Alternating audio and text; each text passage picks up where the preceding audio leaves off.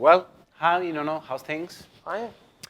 You know what I think? I think we are two really privileged people because we have had the chance to go to one of the most beautiful places in Europe.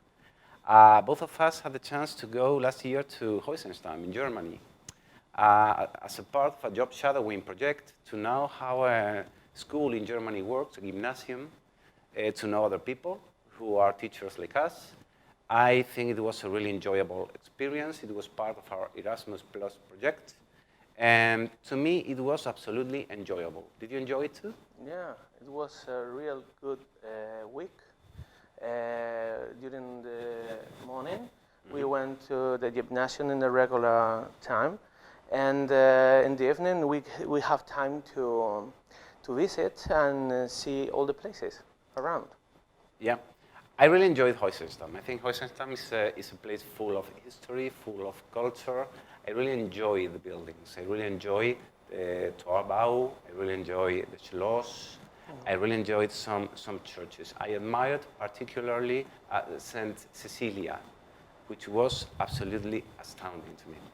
And as you say, we enjoyed the place in the afternoons because in the mornings we had to work. Yeah. Did you face very hard work in the morning?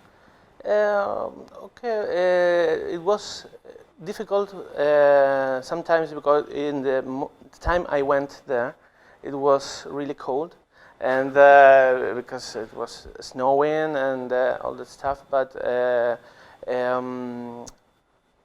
time I spent there, most of the time I went to attend classes with Thomas. He's a teacher in art, and it was great time because it's a different way of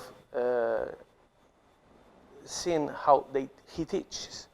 To me, it was a very enriching experience as well. You have to take into account that it's not just the fact that I am a teacher. I am a teacher, as you know, here in the school, in ES Ángel de Saavedra, but I am also the head of studies, which means that I had lots and lots of questions that I wanted to know in advance. I mean, how do you work exactly here in Germany? I mean, how do you do the students do what they want to do to get to university? What is organized? What is Abitua?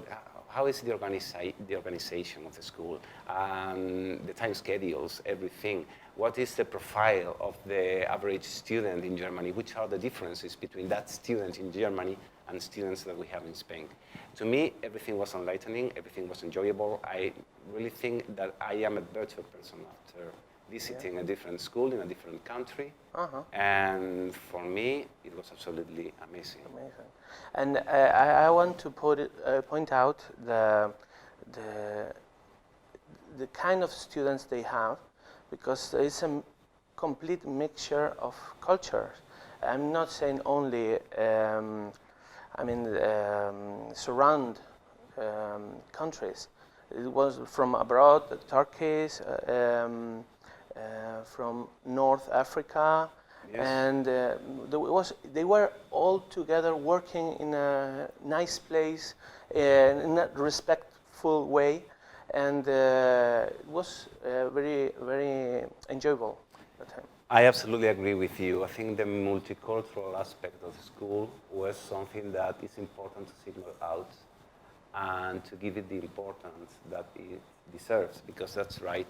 I remember a big sign at the entrance of the school of Adolf Reichwein Gymnasium, where you could read Schule ohne Rassismus, in German, school without racism.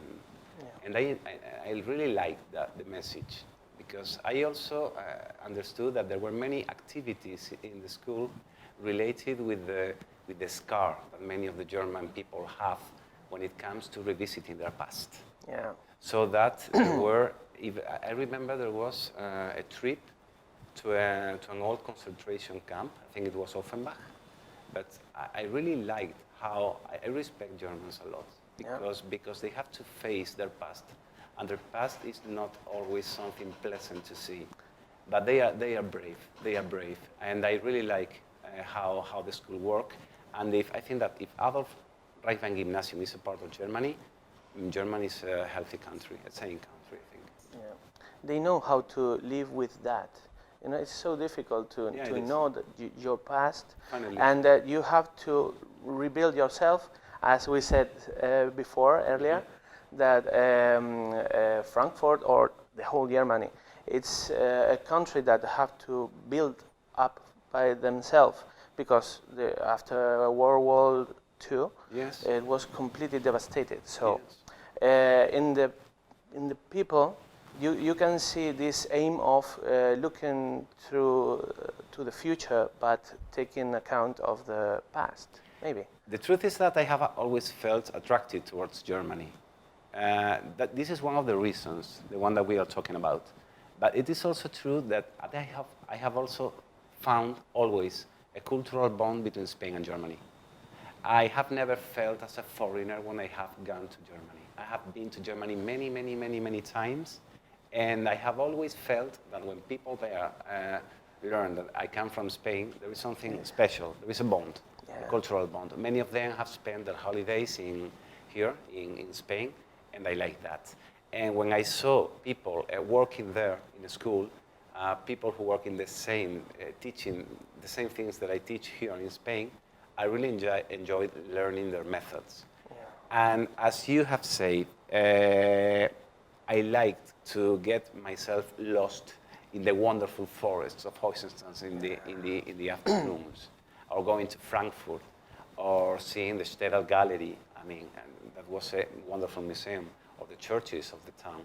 I really like to get lost there in the town. One thing I always go outside is to have the feeling of lost, you know, because I always, you have Google, Yes. that is a great tool. Yes, you have. But I'm not scared of take one way and let's see what's going on. Yeah, yeah, I absolutely agree with that, because I think that nowadays you can get lost, where you can go wherever you want to go, and you always have a mobile phone with a small app that tells you exactly where you are and where you should go if you want to reach the place that you want to visit. And I found that also in Heusenstamm. I like the countryside a lot, and I found that living in Heusenstamm, I don't know if it is maybe boring if you're living there for a long time. But as a visitor, I really enjoy the place. Yeah. And I really like to ramble through the forest and seeing trees. And it was almost as if you could use a bigger piece of earth just for you, for you. Much bigger than what we have here in Cordoba, which is a city which is a bit more overcrowded, I think.